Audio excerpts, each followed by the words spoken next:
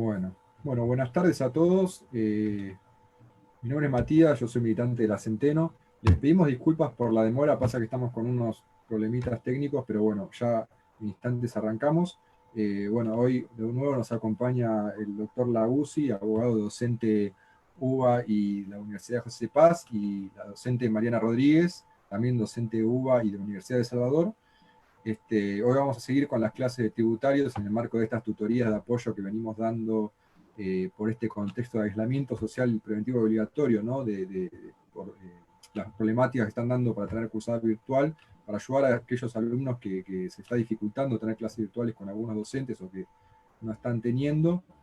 Y bueno, recuerden que todo el material de estudio lo van a poder encontrar en Conciencia Digital. Este PowerPoint que vamos a ver un poquito más adelante va a estar subido en nuestro Drive. Y bueno, y por último también recuerden cualquier duda que tengan de la clase, vayan formulándolas en el chat y se la vamos a ir transmitiendo o la resolvemos al final de la clase. No sé cómo preferís, Eduardo, el tema Mira, de si te parece, cuando hacemos una pausa en la mitad, terminamos una bolilla, vemos las dudas y después seguimos en la segunda parte. Perfecto, excelente. Bueno, sin más, les agradezco a los dos nuevamente por estar acá con nosotros y bueno, cuando quieran, arrancamos. Bueno, Matías, muchísimas gracias y digamos, la verdad que los agradecidos somos nosotros. Como dijimos en las reuniones anteriores, la verdad que es un placer y un gusto enorme poder compartir con gente que tiene ganas de aprender, digamos, más allá de tener presente que este no es un curso con examen ni con nota, sino simplemente es la conjunción del deseo de ayudar a la agrupación y los profesores que nos sumamos a una iniciativa tan buena. Así que bueno, chicos, a ver, vamos a recordar un poco lo que estuvimos viendo en las clases anteriores, ¿sí? Vimos, en primer lugar, el concepto de finanzas públicas, en tanto actividad económica del Estado. Recordamos también para qué el Estado tiene una actividad económica. Recordamos que a efectos de poder cumplir con los fines que le plantea la Constitución y que de algún modo la sociedad le demanda, el Estado necesita fondos. Fondos que básicamente están destinados a satisfacer las necesidades públicas. Necesidades públicas que son variables, ¿no? Que pueden ir cambiando con el tiempo. A ver, esta época, como hemos dicho ya, es una época, digamos, en la cual todos los conceptos de finanzas públicas están puestos sobre la mesa. Es decir, necesidades públicas que hace 4 meses a nadie se le hubiera ocurrido plantear, hoy en día son inobjetables. ¿Alguien puede dudar, por ejemplo, que la provisión de barbijos en los hospitales, equipamiento médico, asegurar, digamos, los instrumentos para las personas que están en la sanidad, tomar medidas precautorias, son necesidades colectivas que por las cuales tiene que responder el Estado? Eso es fácil de visualizar, ¿no? La actividad económica, sostenerla, ayudar a las personas que están en situación de desamparo, digamos, tratar de que las personas no pierdan el trabajo, también son necesidades colectivas en este momento, a las cuales el Estado tiene que darle respuesta, ¿sí? Entonces, recordamos que todo esto el Estado lo lleva adelante por vía de los recursos. Reuniones anteriores, ¿qué recursos hemos visto? Vimos en primer lugar los recursos patrimoniales. Y recordamos que recursos patrimoniales son aquellos en los cuales el Estado hace explotación de su propia riqueza.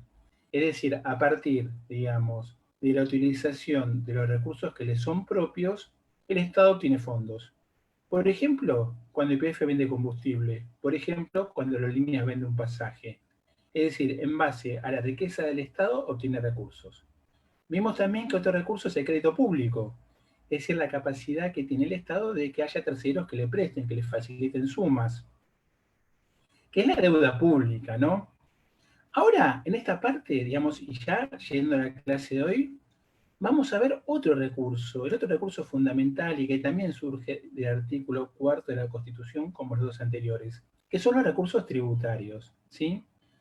Y en la segunda parte de la reunión, lo que vamos a ver es cómo tanto gasto público como los diversos recursos se van a conjugar juntos en el presupuesto, que es lo que vamos a ver, digamos, después con Mariana. Bueno, y vamos a empezar hablando de tributos utilizando una definición, ¿no? Es decir, ¿qué es un tributo? Vamos a decir que tributo es una prestación obligatoria en dinero o en especie que el Estado exige en ejercicio de su poder de imperio en virtud de ley. utilizando una definición de una titular de cátedra de la casa, ¿no? La doctora García Vizcaíno. Y vamos a desglosar un poco esta definición, a ver, de modo tal de tener una mejor aproximación a este recurso. Hablamos en primer lugar de prestación obligatoria. Cuando decimos prestación obligatoria, ¿a qué hacemos referencia? A algo que hemos visto en derecho civil, que es una obligación. Es decir, la relación que se va a establecer entre fisco y contribuyentes es de naturaleza obligacional, ¿sí? Y ahí nos da una pauta de esto, una primera pauta, que es entre quienes puede haber obligaciones. Y la respuesta está en el derecho privado. Solamente entre personas puede haber obligaciones. Un acreedor, un deudor. Bueno, ese tipo de relaciones que establece el fisco. El fisco las establece con personas, no con objetos. ¿Se entiende? Por eso, cuando si en alguna legislación, en algún texto, algún diario, o donde fuere, leen, por ejemplo, que los automotores van a deudar impuestos, o que las casas van a tener que pagar tanto, o que por importar un teléfono, digamos, el teléfono tiene que pagar tanto, es totalmente incorrecto. Los que deben los tributos son los dueños de los autos, los titulares de los inmuebles y los importadores de los teléfonos. Siempre el que debe el tributo es una persona, ¿sí? Porque es una relación obligacional, en la cual el sujeto activo va a ser el Estado y el sujeto pasivo el encargado de cumplir con el tributo. Bueno, tenemos entonces que puede ser en dinero o en especie. Es decir, el tributo puede llegar a pagarse, digamos, no necesariamente con moneda, sino con objetos. Bueno, en ese caso no deja de tener naturaleza tributaria. Hasta la década del 90, cuando empiezan las privatizaciones en nuestro país, era muy común que algunas economías regionales, digamos, cobraran tributos por las producciones locales en especies. Digamos, ¿qué es lo que hacían las provincias? Cobraban esos tributos y luego vendían esos productos porque eran acostumbradas a comercializarlos. Por ejemplo, Mendoza ciertos impuestos locales los cobraba en vino, en Chaco en algodón, en Tucumán durante décadas los productores azucareros pagaron precisamente con azúcar esos impuestos. Como eran provincias que tienen una larga tradición productora, digamos, de estos bienes, sabían venderlos, los sabían comercializar. Cuando se privatiza la década del 90, digamos, gran parte de la economía, se eliminan estas juntas de reguladoras. Pero, más allá de eso, si el tributo se paga en especie, sigue siendo tributo, ¿sí? Luego tenemos en la definición que vimos una parte que es esencial y que es el meollo, que el Estado exige. Porque en esta exigencia estatal está la descripción de la naturaleza que tiene el tributo. El tributo es esencialmente coactivo, es decir, si no hay coacción, no hay tributo. El tributo no es algo que el Estado le requiere, le pide, le solicita, o no sé, o el verbo que ustedes prefieran, ¿no? Es algo que el Estado exige y que en particular debe abonar. Podrá oponerse en determinadas circunstancias, pero al principio va a tener que pagar, ¿sí? Porque hay coacción, y esa coacción, digamos, es el elemento distintivo del recurso tributario, y que lo va a diferenciar de cualquier otro tributo. Y esa coacción surge del poder de imperio del Estado, ¿sí? Y el poder de imperio del Estado, recordamos, es, digamos, es una posibilidad que tiene el Estado de regular los derechos de los particulares en aras del bien común. Es decir, no es una regulación caprichosa, no es una regulación, digamos, destinada a perjudicar a nadie, sino en aras de conseguir ciertas cosas para el bien común. Por ejemplo, la aplicación del poder de imperio hace que los menores de edad se tengan que vacunar, ¿sí? O que la educación primaria y secundaria en nuestro país sea obligatoria, por ejemplo. Se está restringiendo los derechos de los padres, pero es en aras del bien común. Bueno, ese poder de imperio es el que obliga a las personas a pagar tributos. Es decir, se les va a regular el derecho de propiedad en aras del bien común. Y el poder de imperio solo puede surgir de la Constitución. Es decir, la Constitución es la única que autoriza al Estado a obtener este tipo de recursos. Si la Constitución no lo autoriza, el Estado no puede recaudar. ¿Se entiende? Por eso, digamos, a ver, toda la actividad tributaria es una actividad que está regida fundamentalmente por la Constitución. ¿Por qué? Porque la actividad tributaria se va a basar en una, si se quiere, en un cierto agravio al derecho de propiedad de los particulares. Propiedad que, recordamos, tiene un rango constitucional en nuestro país. Es decir, en el menoscabo de un derecho garantizado por la Constitución. Ese menoscabo solamente se autoriza si es en aras del bienestar general. Por eso la Constitución le da esta herramienta al Estado para obtener sus fines, pero al mismo tiempo lo limita, ¿sí? Bueno, la definición termina diciendo que el poder tributario se manifiesta en virtud de ley, ¿sí? Es decir, la única manera por la cual se puede expresar este poder tributario colectivo es por vía de una ley. ¿Por qué por vía? A ver, digamos, ¿por qué por vía de una ley? Porque de esa manera, digamos, al presentarse el requisito de la existencia de una ley en sentido formal, digamos, que se inmiscuye al Congreso de la Nación. Es decir, ya no va a ser el Poder Ejecutivo el encargado único de aplicar el poder tributario, sino que lo va a realizar en función de lo que diga el Congreso, que es el lugar donde están representados todos los partidos y todas las provincias de nuestro país, ¿sí? Para evitar que el Ejecutivo utilice esta herramienta en forma, digamos, abusiva. ¿Se entiende? Entonces, repetimos, el tributo es una prestación obligatoria en dinero o en especie que el Estado exige en ejercicio de poder de imperio en virtud de ley, ¿sí? Bueno, y acá llegamos a dos puntos fundamentales, ¿no? Que son el poder y la competencia tributaria. El poder tributario, como mencionamos en la definición, ¿en qué consistiría? Digamos, en esta facultad de restringir los derechos de los particulares en materia impositiva.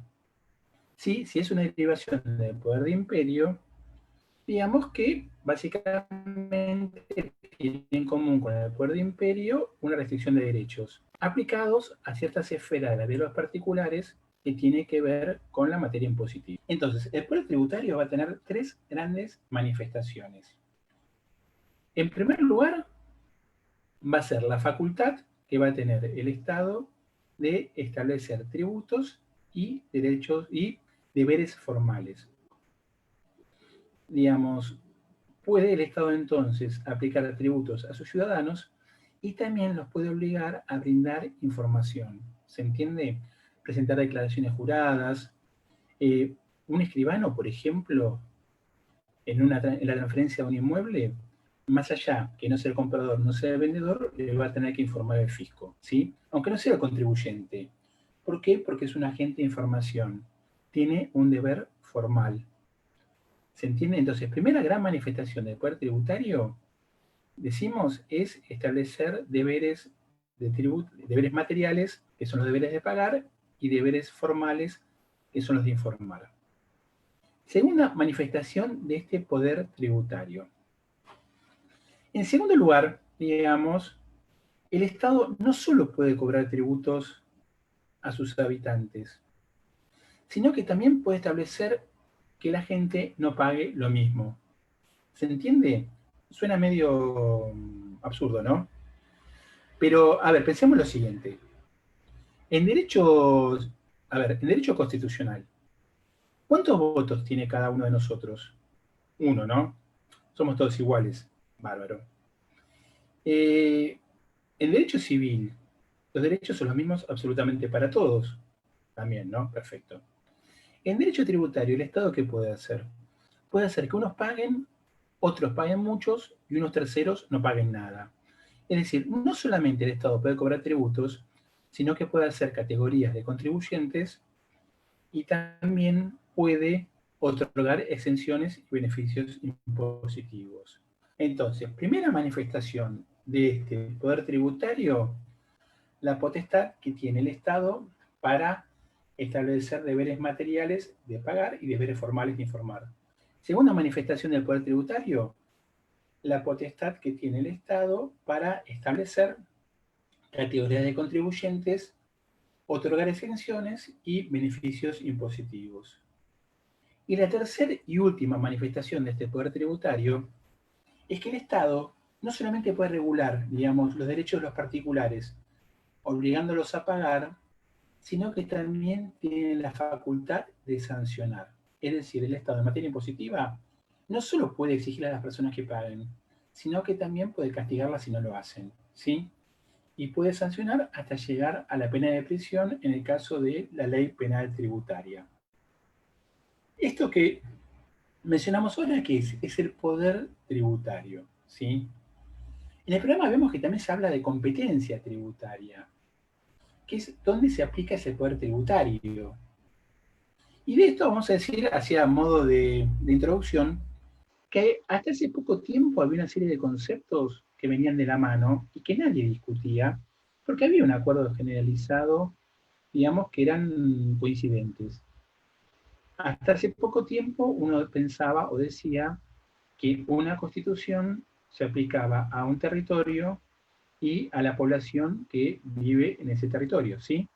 Una constitución, un territorio, una población. Parece sencillo, ¿sí? Pero en la realidad no es tan así. Porque con la globalización, digamos, vemos que digamos que la globalización no es solamente financiera, no solamente implica capitales que van y vienen, no es solamente personas que van a buscar trabajo, y el 2020 nos trajo como novedad, no es solamente virus que afectan a un país, digamos, ¿no? Sino que todo ya tiene que ver con todos. Y en materia tributaria también se da eso. Es decir, vemos como un Estado intenta cobrar tributos por actividades que se realizan en otros estados, ¿sí? Por ejemplo, pero esto no es que lo hace Estados Unidos o países europeos, lo hacemos nosotros. Por ejemplo, en el impuesto a las ganancias, si una persona tiene residencia en la Argentina, va a tener que pagar por las rentas que obtenga en el exterior. En el impuesto a los bienes personales, si una persona tiene domicilio en la Argentina, va a tener que pagar por el patrimonio que posee en el exterior, ¿sí? Vemos que entonces el tema de la competencia tributaria es un tema que cada vez es más conflictivo, porque los estados cada vez quieren cobrar más, necesitan más fondos y en un punto quieren aplicar su constitución a hechos que ocurren más allá de sus fronteras. Bueno, vamos ahora entonces a la naturaleza de los tributos, es decir, tema que ha desvelado la doctrina, digamos, y que le ha parecido interesante, ¿no? Es decir, a ver, ¿de dónde surge esta justificación? ¿Por qué este tema, a ver, digamos, ¿no? Podría tener un cierto interés para nosotros? Porque el tributo, digamos, al ser coactivo, no requiere de convencimiento del particular, ¿se entiende? No hace falta que el ciudadano manifieste que está de acuerdo con el tributo. Entonces, digamos, el porqué o la justificación es un tema que pasa a tener una importancia bastante trascendente. En un principio se utilizaban las teorías privatistas para justificar, digamos, la recaudación de tributos. Algunos entendían que hablaban de la doctrina contractualista, decíamos que eran como un contrato entre los particulares y el Estado, a cambio del cual el Estado le brindaba protección al patrimonio de los particulares, ¿sí? Otras teorías que se empleaban eran las teorías del seguro, es decir, uno paga impuestos para, si le pasa algo malo, el Estado lo proteja. Tiempo atrás, hace mucho tiempo, se utilizaban las teorías de las cargas reales, como que los objetos eran los que tenían que pagar. Desde fines del siglo XIX, principios del siglo XX, se pasó a las teorías publicistas, que son las que nos rigen hoy en día, ¿no? Que claramente son las que más se aplican. Las teorías publicistas, que surgieron en Alemania y en Italia, hablan del poder de imperio. Las personas tienen que pagar porque el Estado, en el marco de sus posibilidades constitucionales, así lo requiere. Y este pago es para el bien común. Es decir, ya no es que un particular paga, digamos, como quien contrata una prima de seguro, sino deben pagar porque lo exige el Estado y esa exigencia siempre a partir de la Constitución. Vamos a ver ahora los fines de los tributos, ¿sí? El primero que, a ver, si uno habla de fines de tributos parecería como algo raro, porque ¿cuál es la finalidad del tributo? Digamos, ¿para qué se aplican los tributos? cualquiera podríamos decir, obviamente, para recaudar, ¿no? ¿Qué otra finalidad pueden tener? Bueno, el primero que vio y, digamos, manifestó que no es tan así, digamos que por lo menos no es tan restringido, fue un autor alemán del siglo XIX, Adolf Wagner. Wagner diferenció en dos tipos de tributos, los tributos financieros y los tributos de ordenamiento. Wagner dijo que los tributos financieros eran aquellos destinados a obtener fondos para satisfacer las necesidades de un Estado. En cambio, que los tributos de ordenamiento eran aquellos que el Estado aplicaba con el objetivo, con la expectativa de obtener ciertos resultados dentro de la vida civil de las personas. A ver, posteriormente la doctrina, digamos que retoma esto y habla del poder tributario, del poder de policía también. ¿Qué significa esto, no? Llevado a nuestros días. Hoy día se mencionan los fines que pueden ser fiscales y extrafiscales. Los fines fiscales claramente son aquellos en los cuales el Estado meramente lo que va a requerir con el cobro del tributo son fondos para satisfacer el gasto público. En el caso de los fines extrafiscales, ahí es otro el objetivo buscado por el Estado, ¿sí? A ver, por ejemplo, cuando se grava el consumo de cigarrillos de una manera tan elevada que necesariamente baja la venta de atados, ¿qué es lo que el Estado quiere lograr? ¿Aumentar la recaudación o obtener un resultado en la vida civil de las personas? Y claramente, digamos, el Estado quiere combatir al tabaquismo, que es una actividad que considera perniciosa, pero no tanto para prohibirla, ¿sí? Cuando el Estado argentino aplica aranceles muy altos a la importación de telefonía celular o de computadoras, ¿qué es lo que busca hacer? Y digamos que busca que un desarrollo del mercado local que esté imposibilitado de competir de igual a igual con los productos que vienen del extranjero. Entonces ya no busca recaudar, sino lo que busca es actuar como una especie de barrera al ingreso de mercaderías. Cuando el Estado grava la ocupación del espacio público, lo que busca hacer es restringir que los particulares utilicen el espacio que es común para todos, ¿sí? Eso lo vemos, por ejemplo, en el impuesto a la publicidad, cuando se aplica el impuesto, digamos, a la ocupación de espacio público. ¿Se entiende? En estos tributos, el objetivo no es necesariamente recaudar, sino conseguir un cierto objetivo planteado por el legislador, ¿sí? Bueno, vamos a entrar en una primera clasificación de los tributos. Y de esta clasificación la vamos a profundizar en la clase del viernes, ¿sí? Porque vamos a analizar concretamente los tres tributos fundamentales. Los tributos se dividen en impuestos, se dividen en tasas y también en contribuciones especiales.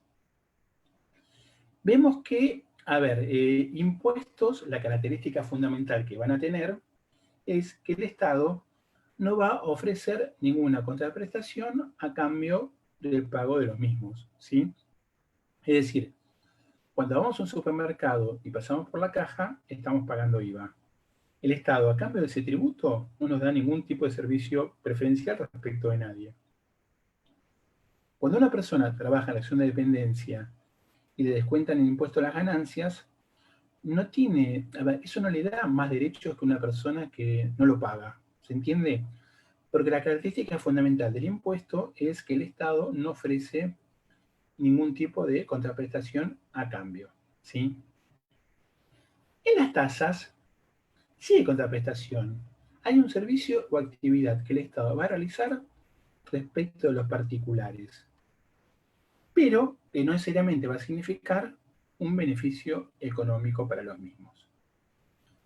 Una tasa muy conocida es alumbrado, barrio y limpieza, en la cual los propietarios de un inmueble van a tener que pagar a cambio de un servicio que le presta el Estado, ¿sí? Pero, como dijimos, esto no significa necesariamente que haya una ventaja económica. A ver, en nuestro rubro hay una tasa que conocemos todos, que es la tasa de justicia. ¿Quién paga la tasa de justicia? Y la paga, en principio, digamos, en un juicio contradictorio, la paga el actor, pero termina pagándola el que pierde en costas. Entonces, estás pagando por un servicio que en definitiva te perjudicó, ¿sí? porque las tasas son así. Y el último de los tributos, el último de los tipos de tributos, mejor dicho, son las contribuciones especiales, ¿sí? En las contribuciones especiales, ¿qué es lo que vemos? Que también el Estado presta un servicio o actividad respecto de un contribuyente determinado, pero acá necesariamente van a significar una ventaja económica. Tenemos dos tipos de contribuciones especiales, dos subtipos. La contribución de mejoras, que es la obra pública, y las contribuciones para fiscales. Sobre todo esto vamos a volver en la clase del viernes, así que no lo voy a profundizar. Meramente lo comentamos, digamos, como un adelanto de lo que vamos a ver en la próxima reunión, ¿sí? Bueno, distribución de la carga tributaria, dice el programa. Y a ver, ¿cuáles han sido los criterios, ¿no?, que ha llevado adelante la doctrina, digamos, para analizar esto, para justificarlo? Ha habido una serie de principios, es decir, ¿en base a qué criterio? Es decir, estamos de acuerdo que hay que pagar impuestos. Y estamos de acuerdo que hay que pagarlo porque el Estado lo exige a partir de la Constitución. Fenómeno. Pero eso no nos dice cómo hay que distribuirlo, o sea, en base a qué criterio tiene que pagar cada uno. Digamos que el primer principio del cual se habló, digamos, o se analizó, o se justificó, mejor dicho, este reparto de la carga impositiva, fue el principio de equidad. El principio de equidad, digamos, ¿qué es lo que dice?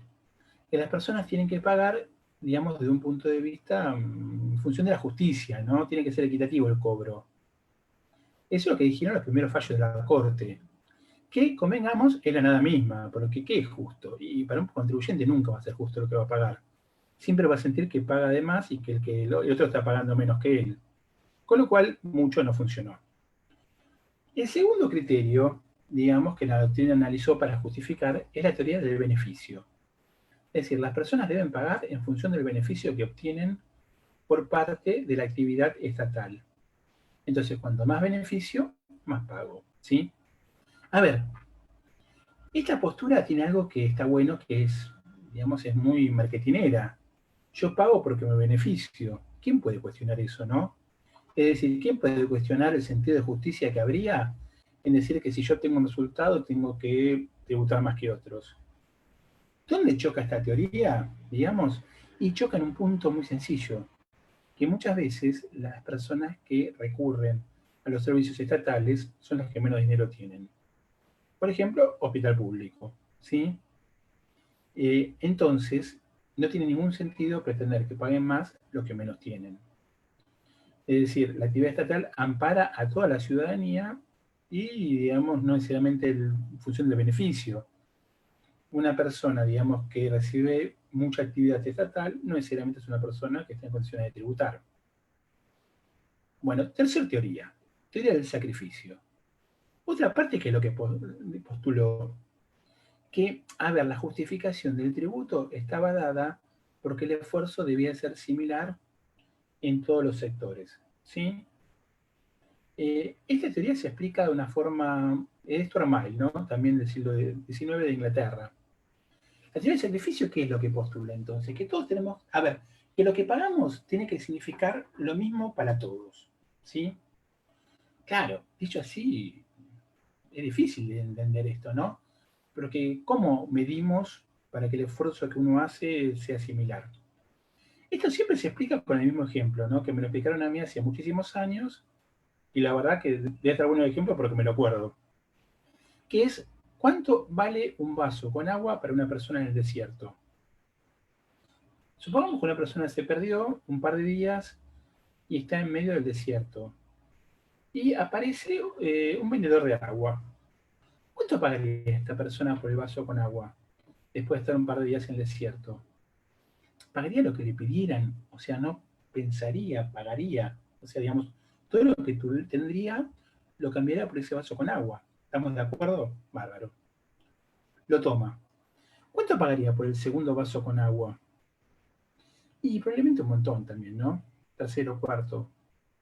Ya al quinto vaso y empezaría a pelear el precio. Empecé a decir, no, mirá, a ver, no, tan caro no. Puedo conseguir agua en otro lado, a ver, digamos, no es tan imprescindible. no me es tan necesario, ¿sí? Y al vaso número 25 seguramente no pagaría nada porque no tendría ningún interés. Fenómeno. ¿Qué tiene que ver? Que en materia tributaria, los que postulan esta teoría dicen que el esfuerzo, cuanto más dinero tiene una persona, tiene que ser mayor. ¿Se entiende? Porque lo que está pagando, digamos que al pagar se priva de cosas menos sustanciales. Una persona que gana 20.000 pesos, si paga 5.000 de impuestos, ¿de qué se está privando? Y podríamos decir de comer, ¿no? Si la persona gana 100.000 y paga 20.000, y capaz que vacaciones, cambiar el auto. Si la persona tiene 1.000.000 y paga 200.000, ¿de qué se priva? Seguramente ahorrar. Es decir, al tener un mayor capital, el esfuerzo que hace para cumplir una misma proporción cada vez es menor. De esta forma, lo que se justifican son los tributos progresivos, aquellos que se van incrementando a medida que va aumentando la riqueza de los particulares. Esta teoría se aplica en forma parcial al sacrificio, ¿sí? Y llegamos a la teoría que sí se aplica, que es la teoría de la capacidad contributiva, que es la que rige el cobro de los tributos en nuestro país. ¿Qué significa? Que las personas van a pagar en función de alguna manifestación de riqueza que posean. Es decir, no van a pagar solamente sobre esa manifestación de riqueza en tanto en cuanto no les signifique para ellos una afectación significativa en su nivel de vida. ¿Se entiende esto? A ver, yo creo que todos se escucharon hablar de lo que es el mínimo no imponible, es decir, a partir de qué punto las personas pagan ganancias. ¿Qué significa esto? Que para el Estado Nacional, a partir de cierto punto, las personas están en condiciones de tributar, ¿sí? No menos. Entonces, el Estado, cuando aplica un tributo, lo que tiene que tener en cuenta es la capacidad contributiva. El valor del inmueble, el valor del automóvil, el sueldo, el monto de un contrato, algo que refleje, digamos, una cierta fuente de riqueza, que es el criterio que se emplea en nuestro país, ¿sí? Bueno, vamos a ver ahora sistemas tributarios. El sistema tributario es el conjunto de tributos que se aplica en un determinado lugar en un momento dado, ¿sí? ¿Cuál es el sistema tributario argentino? Ese conjunto de tributos que se aplican hoy en la Argentina. ¿Cuál es el sistema de tributos de la Ciudad de Buenos Aires? El conjunto de tributos que se aplican en la Ciudad de Buenos Aires hoy. ¿Se entiende? Bueno, la doctrina dice que hay dos tipos de sistemas tributarios. Están los históricos y están los sistemas tributarios racionales. El sistema tributario histórico es aquel en el cual los tributos se suceden unos a otros con el único objetivo de aportarle fondos al Estado, a las arcas públicas. En cambio, los sistemas tributarios racionales son aquellos en los cuales el objetivo es obtener un diseño de la sociedad, ¿sí? Como ejemplo de los sistemas tributarios históricos, tenemos los países europeos, que como son países muy conservadores en materia legislativa, ellos cuando aplican un tributo lo mantienen. Y aunque pasen el tiempo, son muy reacios a cambiar su legislación. Digamos que son muy distintos quizás a nuestra idiosincrasia, en la cual los cambios, sobre todo en materia impositiva, son un tema de todos los días. Entonces, ¿qué vemos, por ejemplo? Que hoy en día se cobran ciertos tributos en Europa, pero porque hace siglos que se vienen cobrando y han persistido. Por ejemplo, en Italia, después de la Segunda Guerra Mundial, y ante la situación económica pésima que tenían, se implementó un tributo a los animales domésticos y a las radios. Hoy en día se sigue pagando. Por ejemplo, en Francia, en ciertas localidades, se pagan impuestos por las puertas, digamos, por la puerta. A ver, ¿por qué se pagan por las puertas, no? Porque en otras épocas se consideraba que el espacio público pertenecía al rey. La puerta era un puente que había entre el espacio privado y el público. Entonces, ese acceso al espacio público había que tributar. Por eso, si uno observa ciertas fotos o recorre ciertas ciudades de Europa, ¿qué es lo que va a ver? Paredes gigantes, puertas muy chicas. Bueno, tienen que ver con el tema de no querer pagar, ¿sí? La limpieza de ventanas en Holanda es también, siguiendo un criterio similar, corre por cuenta del reino y hay que pagar una tasa. Países muy conservadores que no quieren cambios legislativos. Eh, bueno, nos quedan los sistemas tributarios racionales, digamos. ¿Qué sería un sistema tributario racional? Un autor muy importante en materia impositiva argentina, Héctor Villegas, dice que un sistema tributario es racional cuando, desde el punto de vista económico, aporta suficientes fondos al Estado. Desde un punto de vista social, promueve que las personas más que están en peor posición vayan mejorando. Desde un punto de vista, digamos, de la economía, tiende a que, digamos, a que la economía vaya creciendo y vaya avanzando. Y por último, cuando es claro para de entender para los contribuyentes. Es decir, por ejemplo, un sistema tributario en el cual se premie la producción industrial y se combata la especulación, Villegas consideraría que es un sistema tributario racional. Un sistema tributario donde los que menos tienen menos pagan y los que tienen muchísimo paguen muchísimo, para Villegas sería un sistema tributario racional. Un sistema, digamos, que tienda o que promueva la creación de riqueza es un sistema tributario racional. ¿Sí? Bueno, vamos a ver los principios de la imposición de Adam Smith. Adam Smith, recordamos, siglo XVIII en Inglaterra, es el padre de las finanzas públicas. Fue un adelantado a su época. Y digamos que en aquellos tiempos lejanos estableció una serie de reglas que prácticamente nos llegan hasta hoy en día. ¿Sí? Adam Smith postuló cómo tendría que hacerse el cobro de tributos.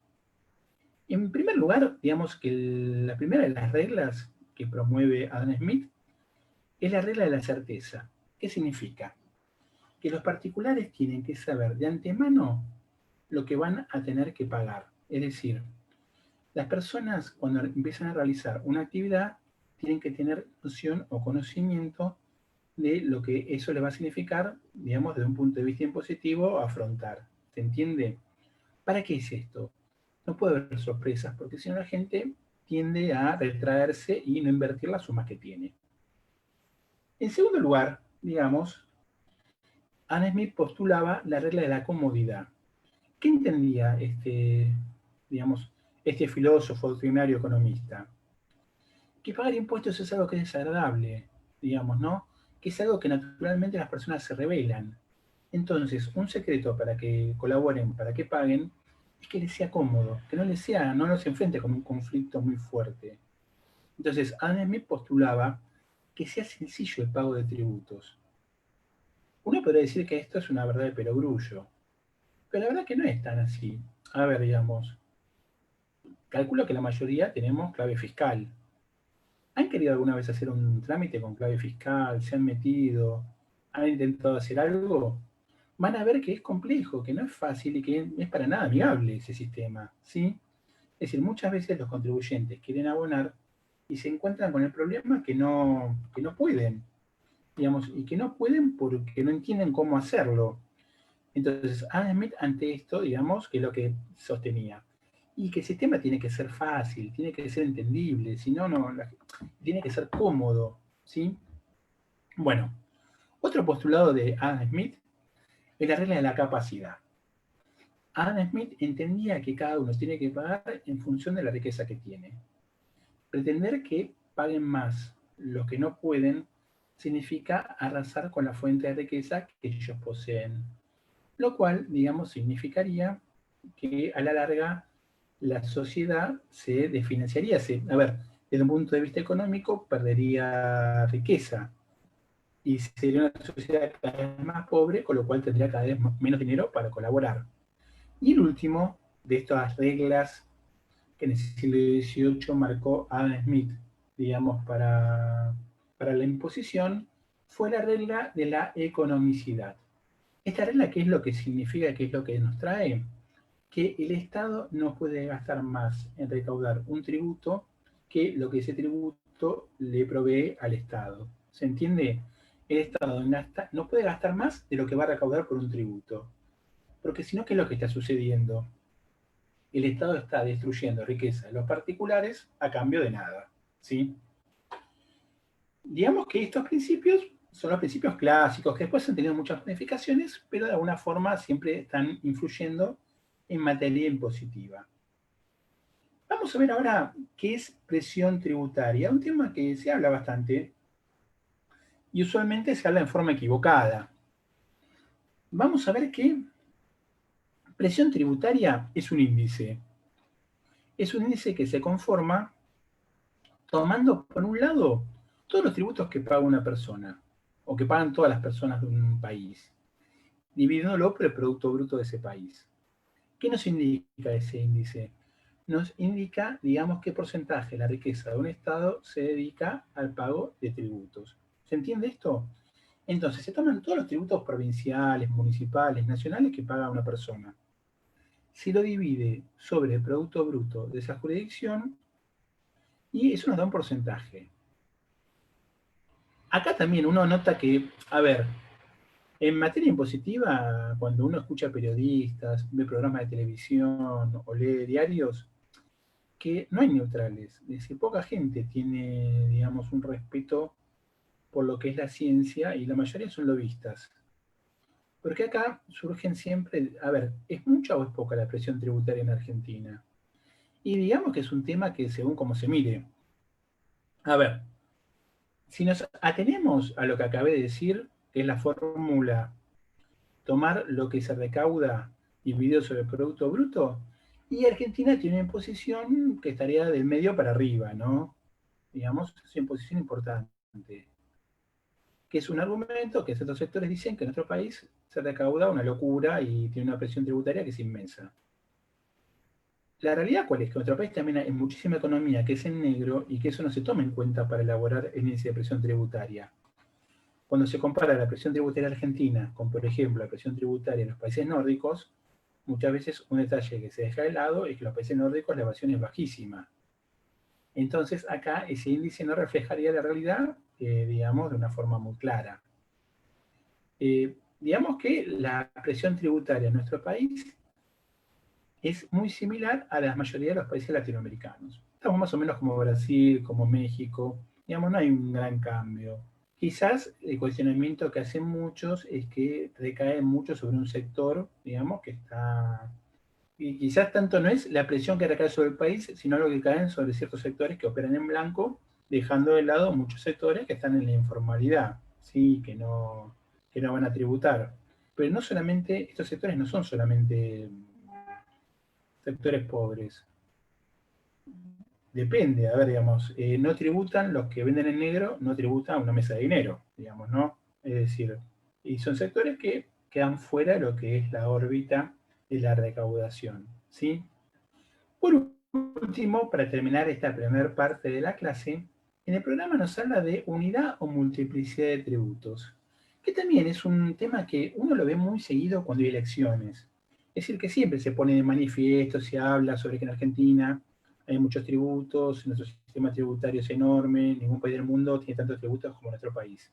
Y se propone que sea un sistema tributario más sencillo, con menos impuestos, y donde la gente va a pagar mucho menos. La doctrina, ¿qué es lo que indica sobre estas cuestiones? La doctrina dice que, en general, que haya pocos impuestos no significa que es un sistema más justo, porque son pocas las manifestaciones de riqueza que se puedan grabar. En el siglo XVIII, digamos en la época de Adam Smith, se proponía, por ejemplo, que hubiera un único impuesto, que iba a recaer en esa época sobre la única fuente genuina creadora de riqueza, que era el campo. Posteriormente, también con esta cuestión de crear un único impuesto, otros propusieron a la energía, otros propusieron también, bueno, otros factores. ¿La realidad cuál es? La realidad es que el fisco, para obtener más fondos, necesita captar distintas fuentes de riqueza. Y que el hecho de que existan, digamos, diversos tipos de impuestos, evita también la evasión, porque las personas, al tener distintas manifestaciones de riqueza que son controladas, es más difícil que puedan eludir el pago de sus obligaciones tributarias. Por eso, digamos que en líneas generales no existe el impuesto único y la multiplicidad de tributos que se presenta es muy difícil de limitarla, es muy difícil de reducirla. ¿Sí? Digamos que este esquemita, más allá que se plantee, más allá que, digamos, prácticamente en cada elección se ponga de manifiesto, no se cumple porque en realidad es muy difícil de cumplir. Así que bueno, chicos, con esto terminaríamos entonces lo que son los recursos tributarios, ¿sí? Matías, no sé si estás por ahí. Digamos, bueno, eventualmente hacemos una cosa, a ver si les parece. Mariana, seguirías vos y cualquier cosa que las preguntas las hagan cuando terminamos con la clase, ¿sí? ¿Te parece? Dale, perfecto. Por ahora no veo Bueno, consultas buenísimo. en Facebook. Si quieren, seguimos Ah, con el. perfecto. Así que bueno, Dale. Bien, Entonces seguimos con el tema de presupuesto. perfecto. Aguarden un segundo, bueno, voy a compartir el Power. sí, mientras vas Dale, perfecto. compartiendo la pantalla, voy haciendo un poco la introducción a esta segunda parte que lo que vamos a ver ahora. Como fuimos avanzando en estas clases o reuniones, por llamarlo de alguna manera, ya fuimos viendo los diferentes conceptos que están presentes en el derecho financiero. Vivimos en su momento los gastos públicos, los recursos públicos, hoy terminamos de ver la clasificación que tienen estos recursos, también el crédito, y lo que vamos a ver ahora es, por ponerle, digamos, una definición, una primera definición, el instrumento legal a través del cual el Estado plasma estos conceptos, los gastos, los recursos, el crédito público para un periodo determinado. Si nosotros nos ponemos a pensar, la mayoría debe haber escuchado hablar sobre el presupuesto público, tanto en su momento cuando se debate en el Poder Legislativo, como a lo largo del ciclo anual, cuando se habla sobre si hay presupuesto, si no hay presupuesto, ¿no? Como que es un concepto bastante mencionado cuando se habla sobre la actividad financiera del Estado. Justamente por esto, porque el presupuesto público es ese instrumento legal en el cual se plasma los gastos, ahí empezamos a ver la pantalla, es el presupuesto en el cual se plasman la estimación de los recursos que va a contar el Estado que puede realizar. Esta autorización se hace a través de una ley formal. Un poco lo que mencionaba Eduardo en la primera parte de la clase cuando hablaba de los recursos y en la definición clásica de tributos, cuando hablamos de lo que es la reserva de ley, ¿no? ¿Por qué tiene que ser a través de una ley que se establezca un tributo?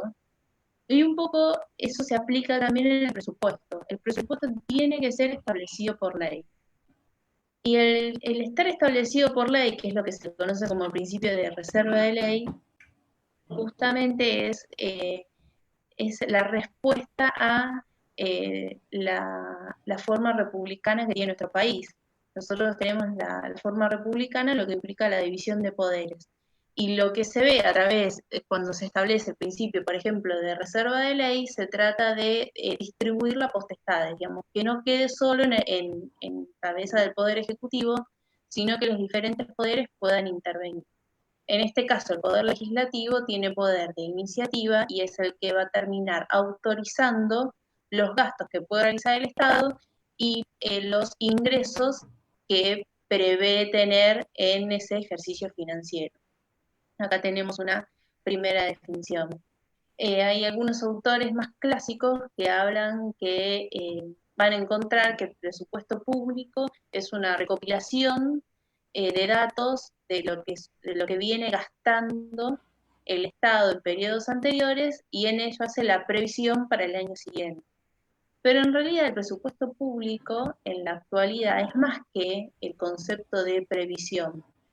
A través del presupuesto público también se puede, en primer lugar, planificar, o sea, el Estado puede planificar su actividad para el año siguiente, teniendo en cuenta tanto los ingresos que va a tener y en base a eso prever los gastos.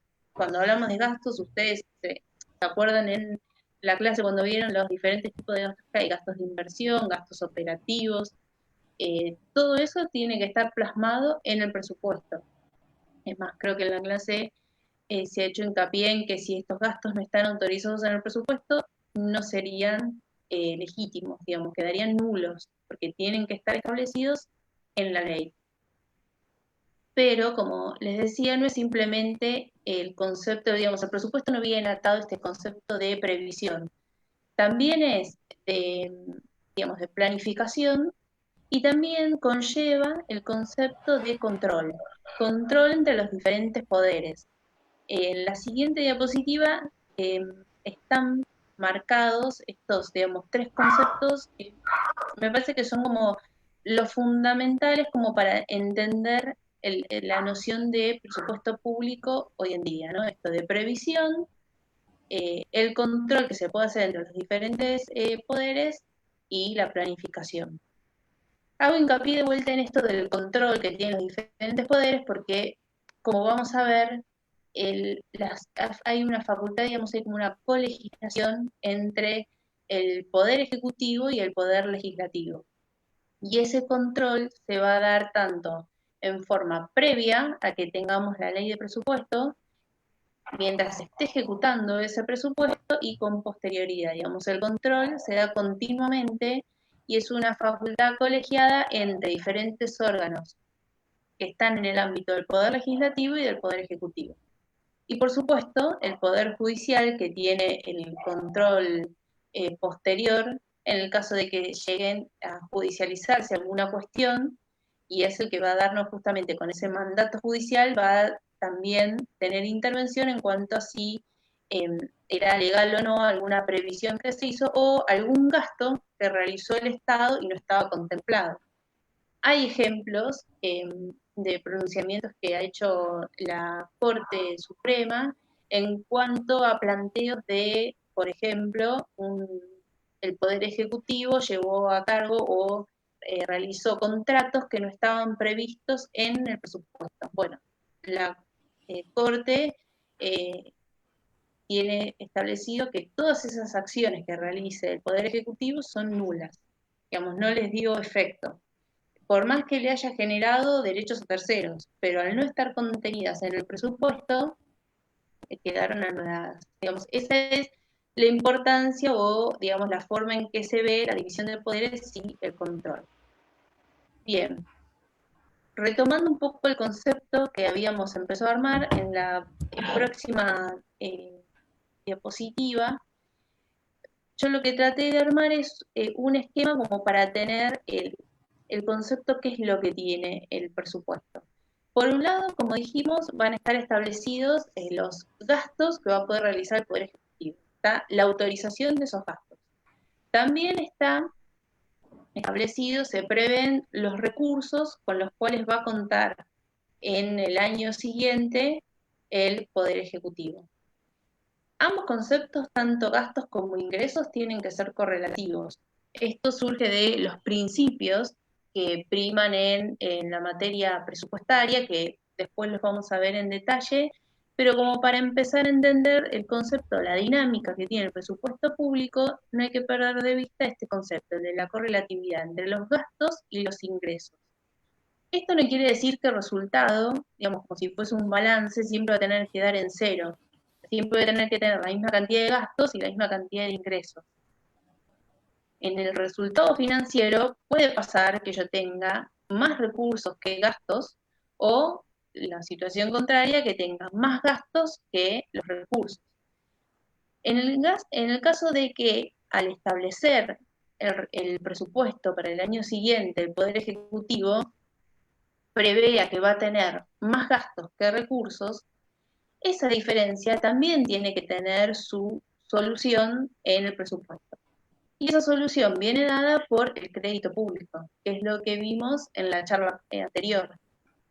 Si no voy a contar con todos, o no voy a poder recaudar los ingresos suficientes para solventar los gastos, ahí voy a tener que emitir deuda, que es lo que vimos en la clase pasada. Esto lo traigo como para que se vea cómo, digamos, todos los conceptos quedan plasmados en el presupuesto. Yo los invito a que entren en la página de Hacienda Pública. Hay una parte que se llama presupuesto abierto. Pueden entrar, pueden consultar el presupuesto actual, cómo se está ejecutando, el presupuesto de años anteriores. Está todo subido en formato PDF, se puede abrir, lo pueden ver como para ver cómo se viene plasmando esto y que no les quede solo como conceptos abstractos. Más allá de que hoy en día en las noticias se escucha todo el tiempo que se va a aumentar el gasto, no se está esperando la recaudación estimada, cuando hoy escuchamos en las noticias que la recaudación no es la estimada, lo que, digamos, la referencia que se tiene es lo que se estimó en el presupuesto. Hago una aclaración entre paréntesis. Nosotros para el año 2020 no tenemos un presupuesto por ley porque no se llegó a tratar. Es, digamos, lo que se conoce como reconducción presupuestaria, que está establecido en la ley de administración financiera, que es cuando por algún motivo no se pudo aprobar, digamos, les digo todo esto porque si no parece que estamos explicando todo lo conceptual, todo lo del libro, y después cuando lo van a ver, decir, pero no tenemos una ley de presupuesto este año, la verdad, todavía no se sancionó la ley de presupuesto, entonces lo que se está utilizando, digamos, lo que está previsto en la ley, que cuando sucede en estos casos, se da esta situación, lo que se tiene que hacer es tomar el presupuesto del año anterior y hacer las adecuaciones correspondientes. Todo ese procedimiento está establecido, está reglamentado en el artículo 27 de la Ley de Administración Financiera. Pero más allá de eso, yo lo que les mencionaba es que cuando hoy se escucha que no se esperó la recaudación estimada o ya se ejecutó el gasto estimado para este año, todos, digamos, esos conceptos están referidos al presupuesto, digamos, a lo que se previó. Entonces, volviendo a este esquema, nosotros en el presupuesto vamos a tener los gastos públicos, los ingresos que tienen que ser relativos, y en base a la diferencia que den entre unos y otros es lo que el Estado va a tener que emitir deuda para poder solventar esos gastos, siempre que haya un déficit.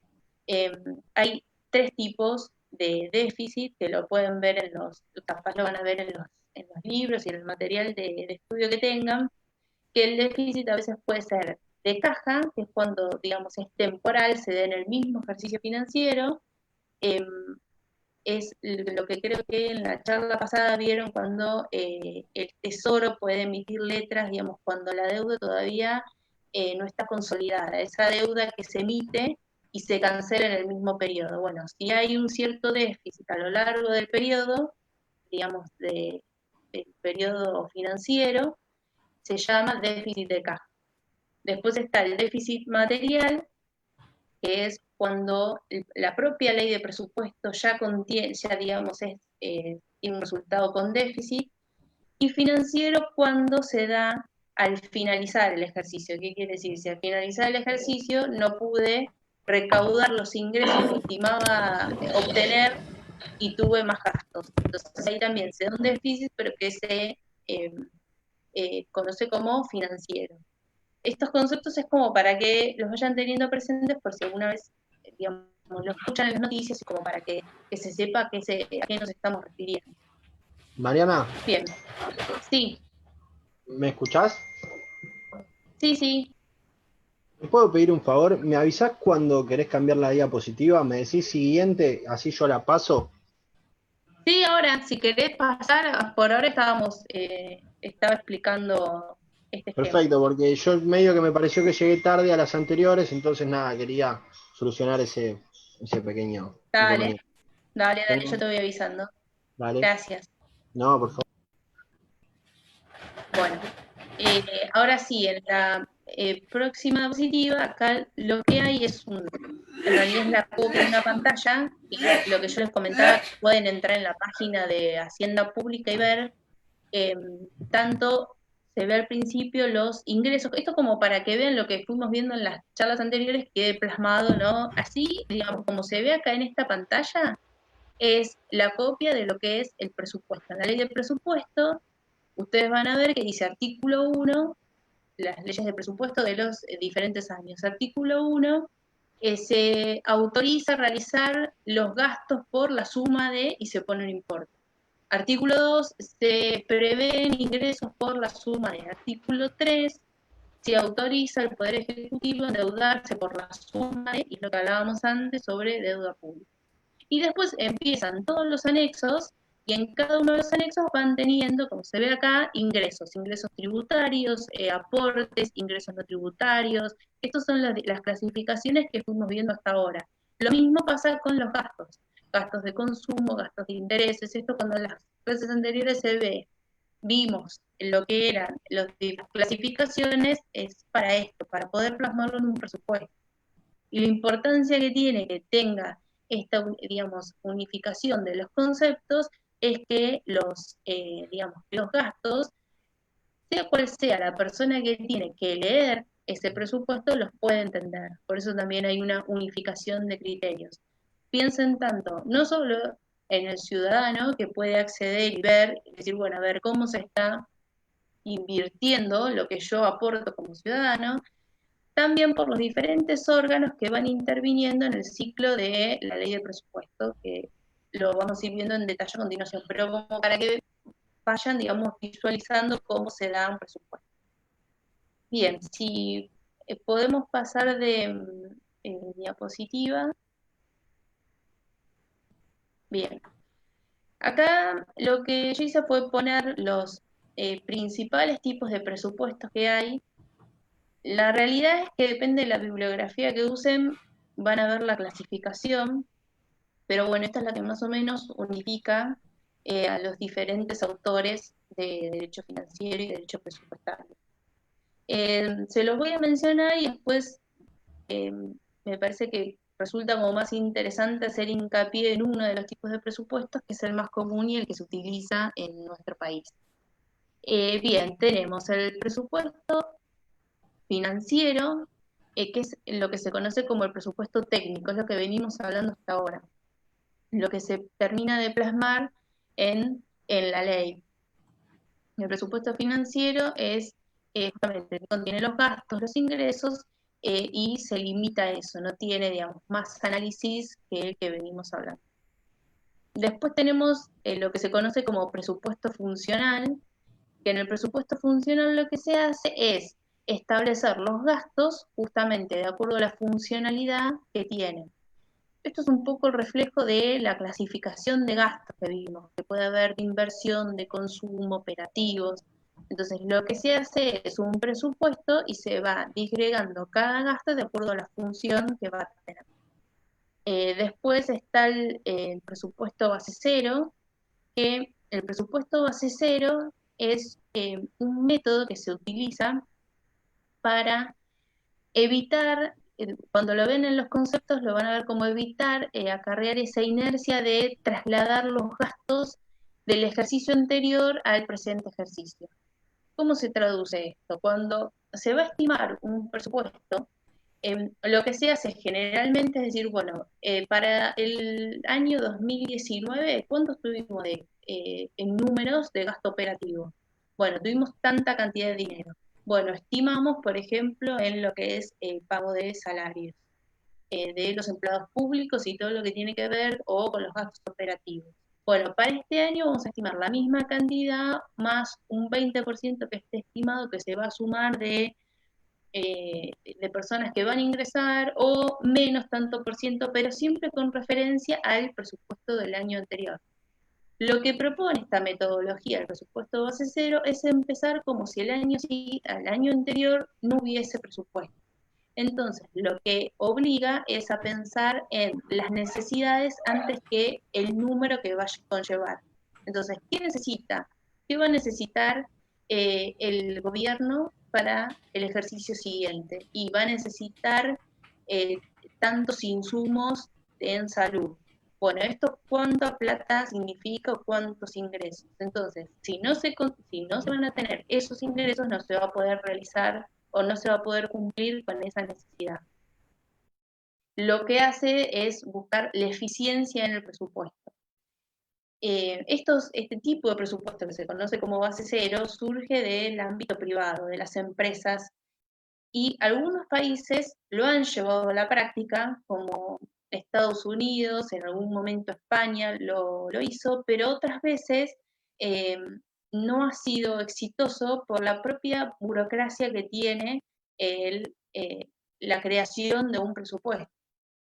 Nosotros decimos todo esto, no es que sea inviable pensar en un presupuesto desde cero, pero si cada una de las jurisdicciones se tiene que poner a armar desde cero lo que van a ser sus necesidades para el año próximo, esa burocracia, que lo vamos a ver después cuando vemos el ciclo en detalle, de cada paso que se tiene que hacer, hace que se vuelva inviable y no se logre la finalidad que busca este tipo de presupuesto.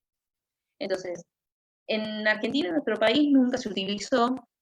Hay en otros países que lo han utilizado, pero tampoco es justamente una cuestión para usar todos los años. Es cuando capaz hubo una situación de crisis y entonces como forma de bisagra en las finanzas del Estado, bueno, a partir o para el año siguiente vamos a tomar un presupuesto desde cero. Después tenemos el presupuesto, lo que se conoce como ordinario y extraordinario, que también esto es reflejo de las clasificaciones que vimos de gastos y recursos ordinarios y extraordinarios. El presupuesto, también hay un presupuesto que se conoce como cíclico, que está pensado para justamente para situaciones en las que se puede atravesar por crisis, entonces se hacen como fondos de reserva, se reserva plata en el presupuesto, previendo para situaciones de que capaz más adelante se prevé que puede llegar a haber una crisis financiera y no se va a poder contar con los recursos que generalmente fluctúan en las finanzas de ese Estado. Y después el presupuesto que también se conoce como plurianual, que es cuando en el mismo, digamos, en un mismo presupuesto se contienen gastos que se van a realizar o se van a ejecutar en más de un periodo. Es decir, por ejemplo, una obra de gran envergadura que puede llevar más de un año. Entonces, para que no quede sin los recursos necesarios o la estimación de los recursos para poder realizar esa obra, se estima en el mismo presupuesto. Todos estos tipos de presupuestos no es que son alternativas entre uno u otro, salvo, bueno, propiamente el ordinario o extraordinario, sino que, digamos, todos ellos, digamos, todos estos recursos, los diferentes conceptos, pueden estar en la ley de presupuesto de un Estado. Por ejemplo, en el presupuesto puede haber, digamos, se puede establecer los gastos de forma funcional, también puede haber un presupuesto cíclico, puede haber un presupuesto anual y plurianual, digamos, no es que es de una forma u otra. Y el que dejé para ver por separado, que es el presupuesto por programas, y que en la siguiente diapositiva está, digamos, ampliado o explicado un poco mejor, porque es el presupuesto que más se utiliza en nuestro país. Matías, si podemos pasar a la siguiente diapositiva. Lo que vamos a ver es este tipo de presupuesto, lo que se conoce como presupuesto por programas. ¿Qué es lo que se hace con esta forma de programar los gastos y los recursos? Se van vinculando los gastos con los resultados obtenidos de manera de tener, digamos, la medición estatal y no se limita a la contabilización de los gastos. ¿Cómo se traduce esto? Esto se traduce en los presupuestos por programas que donde se pone el foco es en el impacto que va a tener en la sociedad. Entonces, lo que tiene el Estado son insumos. Los productos le dan un resultado y ese resultado se evalúa de acuerdo al impacto que tiene en la sociedad. Para verlo con un ejemplo, lo que se busca es que el impacto o, por ejemplo, una vacuna, una campaña de vacunación para erradicar el sarampión. Lo que va a tener, digamos, en el presupuesto lo que se va a medir son los insumos. Los insumos son justamente las vacunas. Con esas vacunas se obtiene un producto, que es poder ofrecer las vacunas en forma gratuita a la sociedad. Con eso se tiene un resultado, si se pudo, digamos, o cuál fue el porcentaje de la enfermedad en un determinado tiempo. Y eso es lo que genera un impacto en la sociedad. Entonces, no está tanto medido por la cantidad, o digamos, por decirlo de una manera, el valor monetario que conllevó ese gasto, sino el impacto que tiene en la sociedad. Es muy común en nuestro país, digamos, todos los programas que se hacen, el programa Procrear, el programa basados en la educación, para la educación infantil, digamos, todos estos programas que están contenidos en el presupuesto, lo que hacen es poner el foco en el resultado que van a tener y de alguna manera, como lo dice acá este concepto que traemos, es no limitarse a contabilizar los gastos, sino qué tan eficiente fue ese gasto en la sociedad. Porque recordemos que eh, el presupuesto, la finalidad que tiene es justamente poder cumplir con todos los derechos que están contenidos en la Constitución Nacional. El presupuesto, además de ser el vehículo que contiene los gastos y los recursos, siempre como finalidad, digamos, esa función teológica que tiene, es poder eh, cumplir con todos los derechos y obligaciones establecidos en el texto constitucional. En la siguiente diapositiva, yo lo que hice fue traer un ejemplo en concreto que encontré en un presupuesto, la ley de presupuesto, que estaba establecido así el programa. Se lanza el programa Salario Social Complementario, un programa de acompañamiento destinado a emprendimientos socioproductivos. Se otorga un estímulo mensual equivalente a medio salario mínimo vital y móvil a los trabajadores de emprendimientos comunitarios con el objetivo de fomentar sus iniciativas y que se transformen en un medio de vida sustentable. Con este ejemplo podemos ver cómo podemos identificar estos conceptos que vimos. Los insumos, digamos, cómo el Estado a través de un insumo, que en este caso era insertar un salario social complementario, obtiene un producto en la sociedad que le da un resultado y un impacto. Que el impacto es lograr que se transforme en un medio de vida sustentable. Digamos que es otra forma de analizar los gastos y los recursos que puede contar un Estado. En la misma ley de presupuesto van a ver que, o en la exposición de los motivos que acompañan al presupuesto, cada programa que contiene se va explicando y siempre se van identificando, digamos, estos conceptos. Bien, seguimos. Creo que los tipos de presupuesto ya estaban para ver los principios. La próxima diapositiva, sí. Bien, lo que vamos a ver ahora son los principios y las reglas que rigen en el derecho presupuestario, todo en el marco de lo que es finalmente lo que es para poder plasmar la ley de presupuesto.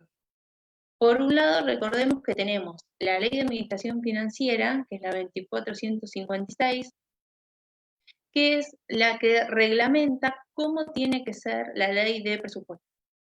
Luego tenemos la ley de presupuesto, que es la que todos los años tiene que aprobar el Congreso. Eso está entre sus facultades. En el artículo 75, una de las facultades que tiene el Congreso es fijar anualmente el presupuesto para que luego va a tener que ejecutar el Poder Ejecutivo. Y después tenemos algunas otras leyes complementarias que, digamos, acompañan a lo que es toda la normativa de materia presupuestaria.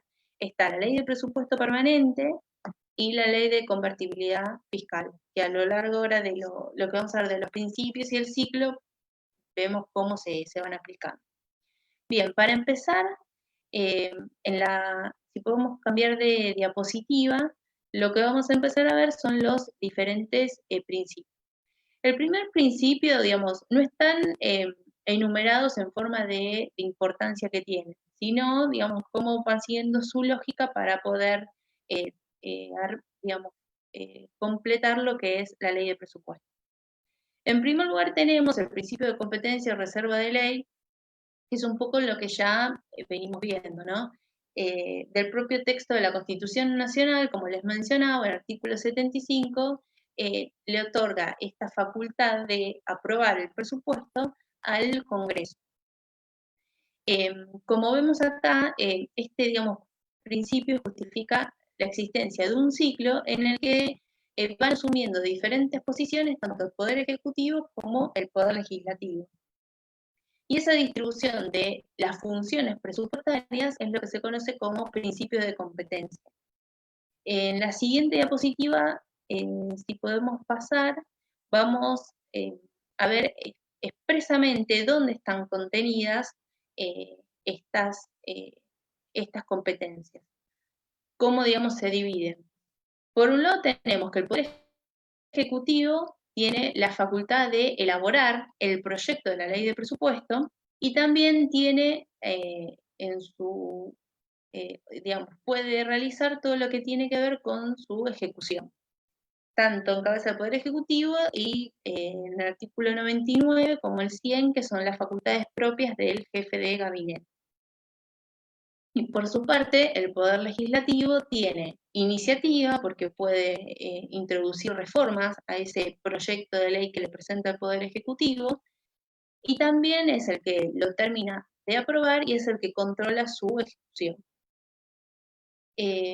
Otro de los principios que vamos a ver, ahora si pasamos de diapositiva,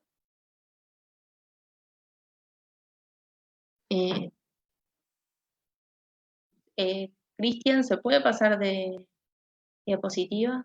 Ahí está. Tenemos el principio de universalidad o integralidad. Este principio surge del artículo 12 de la Ley de Administración Financiera. ¿Qué quiere decir? Que todos los ingresos y todos los gastos deben estar contenidos en el presupuesto. Digamos, ahí es cuando se habla de la universalidad de la hacienda pública. Y a su vez, cuando se habla de integralidad, se refiere a que tienen que estar expresados en términos netos. ¿Qué se refiere con términos netos? Sin expresarlo en términos netos, que no tienen que estar compensados los gastos con los recursos. Digamos que, como vimos en esa pantalla que había, por un lado se tienen que establecer los gastos que se van a realizar y por otro lado los recursos sin compensar entre sí. ¿Por qué se pone esta limitación en la ley? Para evitar lo que sería, digamos, números globales, y cuanto mayor esté discriminado, digamos, las sumas, mayor digamos, va a facilitar el control de ese presupuesto, digamos, y después de su posterior ejecución. Porque pensemos que cuando se elabora el proyecto de presupuesto, está pensado no solo para que después se apruebe, sino que al momento de ejecutarlo, que es lo principal. Porque tiene que estar contemplado en la ley de presupuesto, pero después van a ser todos los mandatos, digamos, que el propio Poder Ejecutivo, a través de la aprobación que le da el Poder Legislativo, va a tener que realizar. Entonces, por eso es importante que estén expresados sin compensarse los gastos por un lado y los recursos, y en la mayor claridad y especificación posible. Otro de los principios que está establecido, que surge de la Ley de Administración Financiera, lo vemos acá en la siguiente diapositiva, es el principio de unidad. Este principio se refiere a que está un poco relacionado con el principio anterior en cuanto a que la hacienda pública es una sola. Esto está pensado, en su caso, piensen en las sociedades del Estado o en los diferentes organismos descentralizados. Todos, digamos, el presupuesto de toda esa hacienda tiene que estar contenido en el presupuesto.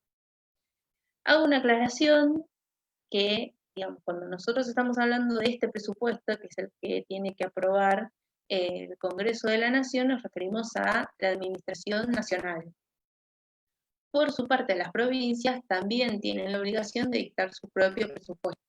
Y lo mismo pasa con los municipios. Digamos, cada nivel de gobierno también va a tener su presupuesto. Por supuesto que hay, a nivel nacional, también se contienen recursos que provienen de las haciendas locales, y también hay gastos que se van a, digamos, hacer transferencias a las provincias. Pero como para aclarar, digamos que es el principio de unidad contener toda la hacienda, pero a su vez tanto las provincias como los municipios van a tener su propio presupuesto. Bien, acá yo les cité hay algunos ejemplos de la Constitución cuando dejó establecido justamente el principio de la unidad en la hacienda pública. En la siguiente diapositiva vemos otro de los principios, que es el de especialidad o especificación. Esto es un poco mismo el correlato de lo que venimos hablando, ¿no? De lo que tienen que ser los más específicos posible. Según la ley de administración financiera, digamos, cada gasto tiene que estar contenido en el presupuesto y tiene que estar limitado a el objeto, que es, digamos, el tipo de gasto que se realizó. Esto recuerden la clasificación que vimos. El límite cuantitativo, digamos, tiene que estar establecido el monto en pesos, digamos, cuánto va a ser la plata destinada a ese gasto, y el límite temporal, que si bien, como vimos, está el principio, ahora lo vamos a ver, el principio de anualidad, y digamos, el presupuesto rige para un ejercicio financiero que es del 1 de enero al 31 de diciembre. Recuerden que lo que vimos que cuando son obras de mucha importancia y que se van a ejecutar en más de un año, eso también tiene que estar contenido en el presupuesto. Tiene que estar establecido que para el presupuesto para el año en curso, por ejemplo, 2020, si hay una obra que se va a realizar, la construcción de algún hospital, como estamos viendo ahora también, que lo solemos escuchar, tiene que estar establecido en el presupuesto qué porcentaje se va a ejecutar en este año. Por ejemplo, se va a ejecutar el 60% de la obra, ese 60% estimado en pesos, y a su vez que va a ser para este año, y para el año siguiente el 40% restante. Un ejemplo, a veces se dan obras que llevan más de un año o 2 años. Volvemos, ¿no?, siempre sobre lo mismo. Al mayor especificación, cuanto mejor detalle tiene, evita la discrecionalidad del Poder Ejecutivo. Bien, en la próxima diapositiva vamos a ver otro principio que, bueno, está un poco relacionado con lo que venimos hablando, ¿no?, el principio de anualidad. Se habla del principio de anualidad porque en el artículo 15 de la Ley de Administración Financiera se establece que cada ejercicio financiero debe tener su ley de presupuesto, salvo estos supuestos que vimos de una obra que conlleve más de un año su ejecución. Por su parte, es importante tener en cuenta que la Ley de Convertibilidad Fiscal establece que el Poder Ejecutivo, digamos, la Ley de Convertibilidad Fiscal fue sancionada con posterioridad a la Ley de Administración Financiera. Y lo que estableció expresamente la Ley de Convertibilidad Fiscal es que el Poder Ejecutivo, además de acompañar su presupuesto, propiamente dicho, tiene que elaborar un presupuesto plurianual de al menos 3 años. Por eso que siempre se habla también, esto es lo que veíamos antes, ¿no?, el presupuesto anual y el presupuesto plurianual. Está pensado para evitar algún, digamos, corte de estas obras o en la continuidad de algún servicio que preste el Estado. Por eso se prevé a través de esta ley que se tiene que acompañar también este presupuesto.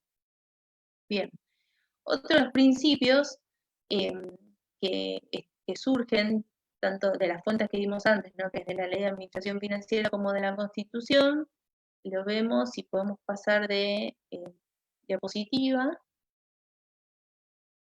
Bien, el principio de no afectación de los ingresos. ¿Qué es lo que se busca a través de este principio?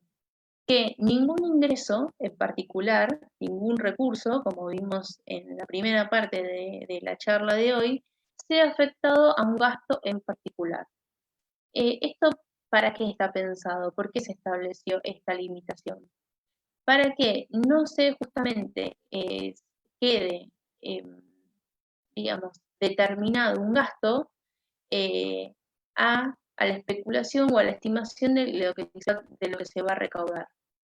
Lo vamos a poner en un ejemplo. Si, por ejemplo, se quiere planificar la construcción de una escuela, en el presupuesto no puede estar establecido que todos los gastos que conlleven la construcción de esa escuela se van a solventar con lo recaudado en el impuesto a las ganancias. No se puede establecer un ingreso, digamos, un ingreso para un determinado gasto. Esto está pensado para que sí, en el transcurso del ejercicio financiero, el Poder Ejecutivo no puede, digamos, no recauda lo estimado en ganancias, no se vea limitada la realización de esa obra. Porque recuerden que los recursos es una estimación, se estima que el Estado va a poder contar con estos recursos. Como nosotros acá ya lo vimos, los recursos son, digamos, la clasificación más común que hay son los recursos patrimoniales, los recursos tributarios y los recursos provenientes del crédito público. Pero, digamos, lo que más ingresos, el mayor caudal que tiene el Estado es a través de los recursos tributarios. Entonces, si se queda limitado los recursos tributarios, como lo vimos al principio de la charla, digamos, está a lo que los particulares o los contribuyentes vayan a aportar.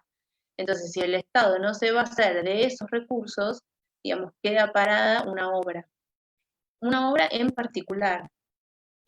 Por eso es esta diferencia, marcar esta diferencia, que no puede estar establecido una obra o un gasto o un servicio a prestar con un determinado, un identificado o un ingreso. Como vemos, este principio tiene excepciones. Una de las excepciones es que, bueno, es propio también de su vinculación con otros conceptos del derecho. Si esos, digamos, por ejemplo, hay un bien patrimonial que se obtuvo con una donación con cargo, bueno, se tiene que respetar esa donación. Por ejemplo, el caso creo que es de la biblioteca pública o algún bien que se done al Estado con una finalidad. En ese caso sí va a estar, digamos, vinculado un gasto, un servicio que presta el Estado con un determinado ingreso. Después los tributos que tienen afectación vinculados o con afectación específica, por ejemplo, hay cuando uno paga la entrada del cine hay un impuesto que se le cobra y ese impuesto tiene un destino específico, que es para el INCA. Hay algunos tributos que son de menor cuantía, pero que tienen un destino específico y que justamente está justificado en la ley que lo establece. En esos casos sí se permite que se afecten, pero son casos muy particulares. Y por último, los ingresos provenientes de operaciones de crédito público, que eso lo vimos en la charla anterior, también hay algunas operaciones que se pueden realizar a través de lo obtenido por el crédito público y otras que no. En la misma ley de administración financiera se prevé, por ejemplo, hay gastos operativos que no se pueden solventar con lo obtenido, los ingresos obtenidos del crédito.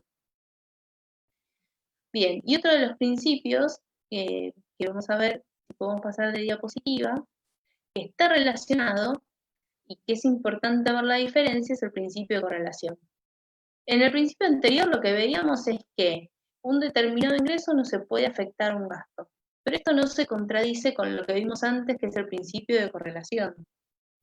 Que esté establecida esa limitación, como vimos, no quiere decir que justamente todos los gastos que se van a realizar tengan su estimado en recursos.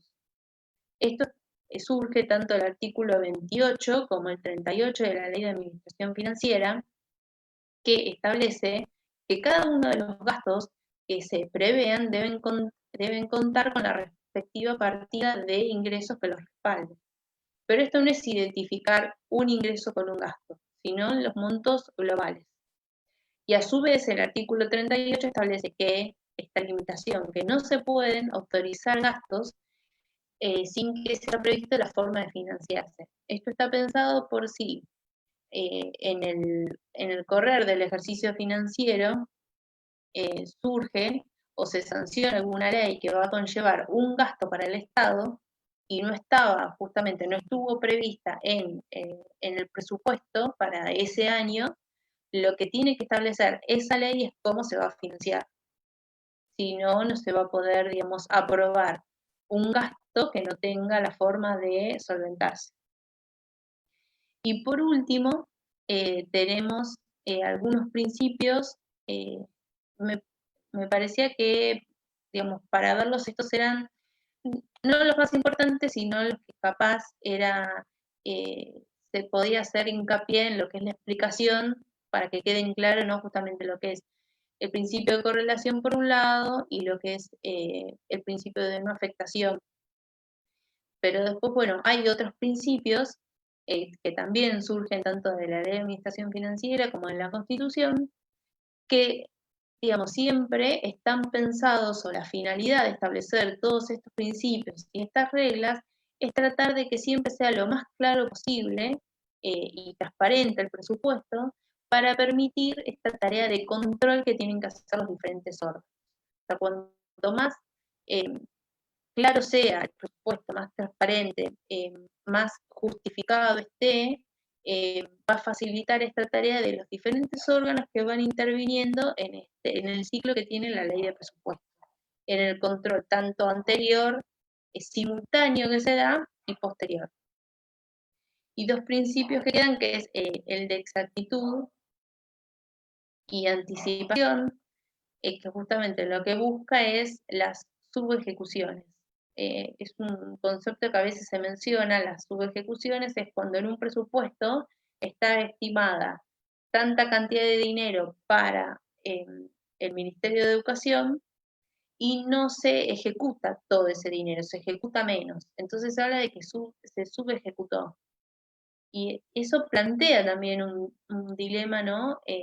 En el Estado, porque si lo estaban autorizando a realizar una serie de gastos y no los realiza, está incumpliendo, eran innecesarios, entonces hubo una mala planificación. Eso es todo lo que conlleva, ¿no? Cuando se habla de subejecuciones. Y los que remarqué que está, digamos, exceptuados son las paritarias, porque en el presupuesto, cuando se establecen los gastos que se van a tener para el pago de sueldos y lo que se conoce como la partida de sueldos y jornales, no se establece un monto estimado en lo que podrían llegar a ser las paritarias. Digamos, se estima que va a haber un 20% de aumento y entonces eso se contempla en el presupuesto.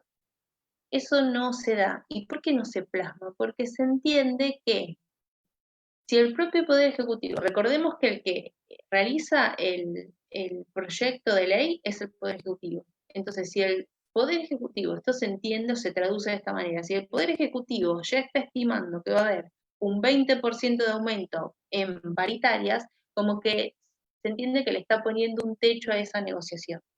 Entonces, por eso nunca se contempla en el presupuesto de un año al otro lo que podría llegar a ser de un aumento. Esto también está atado, como sabemos, cuando son las negociaciones de las paritarias, a la situación inflacionaria, el índice de inflación, digamos, son varias cosas las que están presentes en una negociación paritaria, que no es la idea de explayarse acá, simplemente como para mostrarles como ejemplo cómo a veces hay conceptos que sí se tienen en cuenta y otras veces no, pero por la lectura política que se tiene que hacer. Cuando nosotros estamos hablando de presupuesto, siempre estamos hablando de la política del gobierno de turno. Cuando en el presupuesto se plasma ese resultado financiero, si es superávit o si es un déficit, lo que al fin de cuentas lo que se va, digamos, está mostrando, planificando es la política económica que va a seguir ese gobierno, digamos, ese resultado. Hay algunas diapositivas más para ver si podemos seguir compartiendo la pantalla. No sé si se... ¿Vos, Eduardo, la ves? A ver, no la veo. No, tampoco la veo. Bueno, igual les sigo comentando un poco, ¿no? Esos eran, digamos, los principios que, como les dije al principio, son los que se tienen en cuenta para la elaboración de la ley de presupuesto. Sí, Lo que Mariana, vamos a seguir viendo... se le cortó internet a Cristian. Ahí está Bueno. volviendo. Está bien, yo mientras voy hablando, porque en realidad lo que queda es, digamos, hablar un poco sobre el ciclo de la ley que tiene el presupuesto, que en realidad ya lo fuimos mencionando a lo largo de la charla, así que no hay problema, cuando se pueda restablecer, lo seguimos con las diapositivas. Perfecto, Mientras, evitamos dudas. sí, mientras les voy comentando cómo es, digamos, el ciclo de la ley. Como vimos, el que tiene la iniciativa es el Poder Ejecutivo. El Poder Ejecutivo delega esta facultad en un organismo que depende de lo que es la Secretaría de Hacienda, que es la Oficina Nacional de Presupuesto.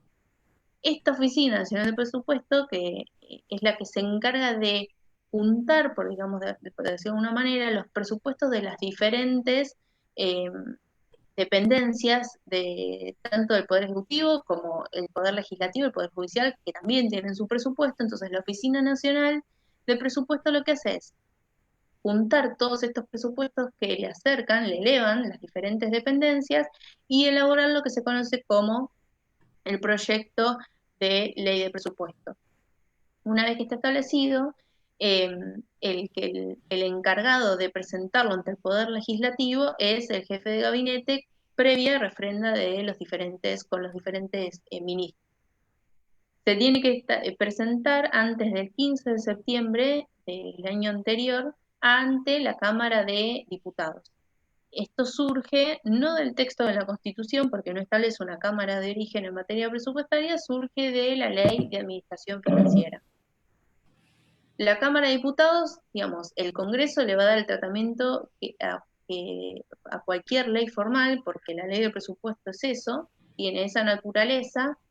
Entonces, primero lo va a tratar la Cámara de Diputados, una vez que tenga su aprobación, pasa a la Cámara de Senadores, y una vez que se sancione como ley, por supuesto que queda se publica, y el Poder Ejecutivo también tiene en estos casos la facultad de vetar, tanto total como parcialmente, siempre como es el instrumento del veto que mantenga la integridad de la propia ley.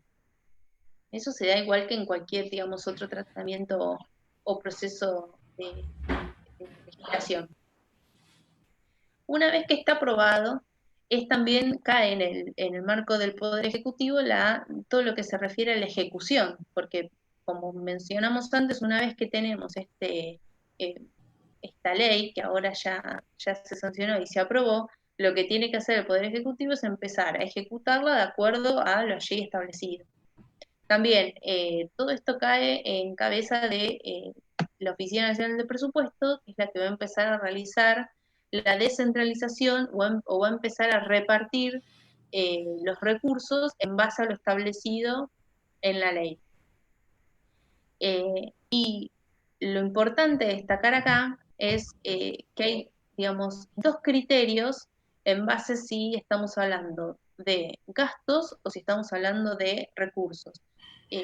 Vamos a ver por qué es la diferencia y por qué es importante tenerlo en cuenta. Cuando hablamos de recursos, se habla del criterio de lo percibido. Es decir, se va a tener en cuenta para ese ciclo, para ese ejercicio financiero, todos los recursos que el Estado percibe efectivamente al 31 de diciembre. En cambio, cuando hablamos de los gastos públicos, se sigue el criterio de lo devengado. De lo devengado al 31 de diciembre. ¿Cuál es esta diferencia? ¿O por qué se da y por qué se establece? En el ciclo de ejecución de un gasto público hay diferentes conceptos o diferentes etapas. Primero tenemos lo que se conoce como la afectación del gasto, que es cuando se estima un gasto a realizar, por ejemplo, la compra de algún insumo, la compra de computadoras. Se estima la compra de computadoras, un organismo, por ejemplo, el Ministerio de Educación. Entonces, hace esa afectación de el gasto que le va a conllevar la compra de las computadoras. Como sabrán o como escuchan, en el marco de la administración pública, para realizar alguna adquisición se tiene que establecer a través de lo que se conoce como las licitaciones públicas.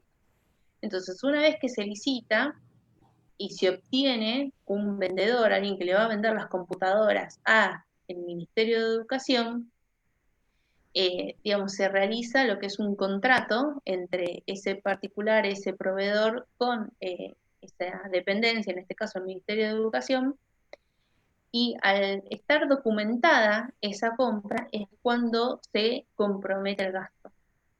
Es el concepto de compromiso. El compromiso del gasto se da cuando hay una relación con un tercero que queda documentada. Puede ser tanto, yo les doy el ejemplo, que capaz es más notorio o más fácil para ver los diferentes elementos que vamos mencionando, en una licitación, en la adquisición de bienes, pero también puede ser en la contratación de personal para que entre a trabajar, digamos, los diferentes gastos que puede tener cualquier dependencia del Estado. pero volviendo al ejemplo de una licitación de bienes, una vez que se realizó, digamos, ese contrato de compra-venta, que es lo que se conoce como orden de compra, y una orden de compra con un tercero que está debidamente documentada, ahí el gasto queda comprometido. Después, bueno, tiene que venir el proceso propio de la ejecución de ese contrato. En este caso, el proveedor va a tener que entregar los bienes. Cuando entrega los bienes, presenta su factura. Esa factura se pasa a liquidar. Cuando esa factura se liquida, digamos, y se da, digamos, se manda a lo que es Hacienda, digamos, esa dependencia tiene ese gasto. Entonces, una vez que lo liquidó y tiene un número final de cuánto le va a llevar o cuánto va a necesitar para poder cancelar esa deuda, le dice a Hacienda, digamos, es lo que se conoce como la orden de pago. Mira, yo voy a tener que pagar esta plata. Cuando ese gasto se liquida con toda la documentación que venimos mencionando y se emite esa orden de pago, es lo que se conoce como el devengamiento del gasto. En ese momento es cuando el gasto queda devengado. Y es ese criterio el que se utiliza para identificar a un gasto, a un ejercicio o a otro. ¿Y cuál es la importancia de esto? Porque si un gasto quedó identificado para digamos, para un ejercicio financiero, después, cuando se haga la evaluación de ese ejercicio, se va a poder establecer si se cumplió o no con las metas, digamos, y si esos gastos estaban o no autorizados. Por eso es la importancia de ponerle un corte. Por eso el ejercicio financiero va del 1 de enero al 31 de diciembre, para que, digamos, poder, digamos, ponerle un límite temporal y eso facilitar el control de las ejecuciones que hace el Poder Ejecutivo. Entonces, para que quede, digamos, la diferencia radica en los recursos, se tiene el criterio de los que efectivamente se perciben al 31 de diciembre. Y en el caso de los gastos, es lo que se devenga al 31 de diciembre. Como último, como para mencionar, digamos, en el ciclo de lo que es la ley de presupuesto, teníamos su elaboración, su trámite legislativo, su ejecución y por último tenemos el control del presupuesto. Este control, como vimos, puede ser anterior a que se promulgue la ley, simultáneo a su ejecución o posterior. Van interviniendo diferentes órganos. En lo que es anterior, bueno, como vimos, está tanto el Poder Ejecutivo, que recae en la Oficina Nacional del Presupuesto, que va controlando cómo se lleva a cabo, digamos, la elaboración de ese proyecto, y también en el Poder Legislativo, tanto la Cámara de Diputados como la Cámara de Senadores, que tienen que evaluar ese proyecto antes de aprobarlo. Durante su ejecución hay diferentes órganos que intervienen, que está la Sindicatura General de la Nación, que se conoce como el control interno, porque la Sindicatura General de la Nación está dentro de la órbita del Poder Ejecutivo, y por otro lado está la Auditoría General de la Nación, que es lo que se conoce como el control externo, porque está dentro del ámbito del Poder Legislativo. Y a su vez existe en el marco del Poder Legislativo una comisión mixta que está conformada tanto por diputados como senadores, que es la Comisión Mixta Revisora de Cuentas, que es la que una vez ejecutado el presupuesto tiene que evaluar justamente si se cumplió con lo que estaba establecido. Y elaborar lo que se conoce como la cuenta de inversión. Esta cuenta de inversión también está mencionada en el texto constitucional entre las atribuciones que tiene el Congreso. Digamos que cuando se finaliza la ejecución, digamos, terminó el ciclo financiero, llegado el 31 de diciembre, entra en juego, digamos, todo lo que es la elaboración de esta cuenta de inversión para ver si justamente evaluar si se cumplió o no con las metas y lo que tiene que, digamos, para ver si se aprueba o no, también se hace a través de una ley. Mismo en la página de la Secretaría de Hacienda, creo que a la fecha está aprobada la cuenta de inversión correspondiente al ejercicio del año 2018. Se puede ver si se cumplió o no, que si bien hay un desfasaje en tiempo, porque estamos hablando hoy 2020 de lo que fue el ciclo 2018, sirve como, siempre digamos, viene bien como control de lo que fue la actividad financiera. Bueno, hasta acá lo que vimos, digamos, como para hacer un resumen, para que tengan presente, digamos, lo que es el presupuesto, su concepto, cómo reúne todo lo que fuimos viendo antes, ¿no? Digamos, cómo la actividad financiera es el vehículo que tiene el Estado para plasmar su actividad financiera, tanto los gastos, los recursos, el crédito. Después los principios, que en realidad lo fuimos viendo en el transcurso de, digamos, de todo la explicación. Y después el ciclo que tiene la ley de presupuesto, tanto en su elaboración previa, su ejecución y su posterior control. No sé si tienen alguna duda, alguna pregunta para hacer.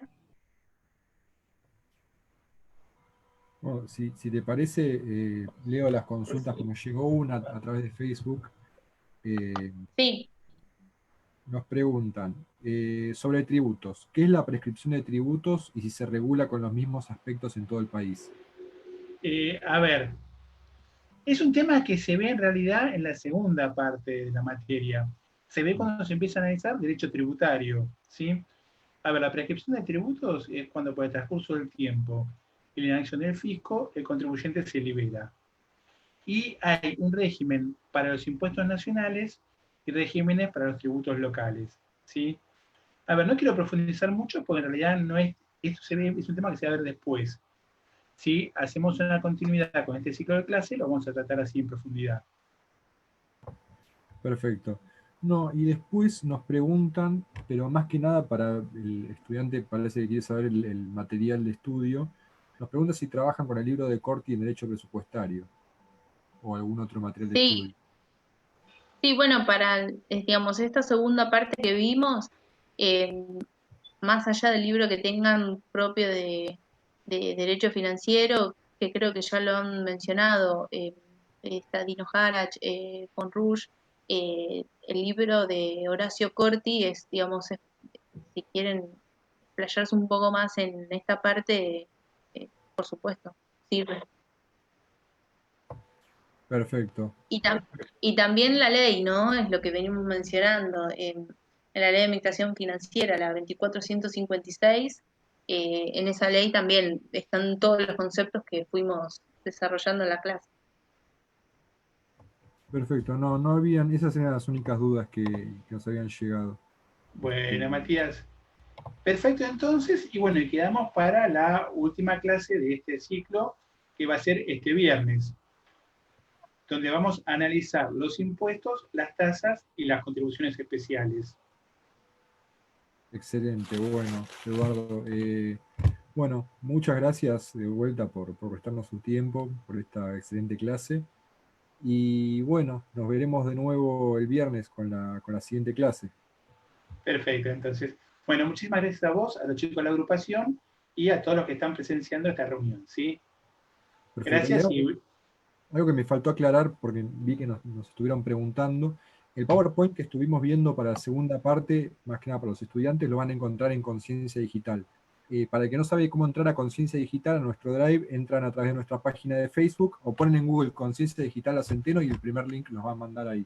Así que bueno, no sé vos, Eduardo, si querías decir algo más. no, nada más que saludarlos, ¿viste? Y quedamos para el viernes que viene. Perfecto, bueno, quedamos así. Muchas Bueno, gracias. chicos, muchísimas gracias, ¿eh? Hasta luego. Chau chicos, buenas tardes.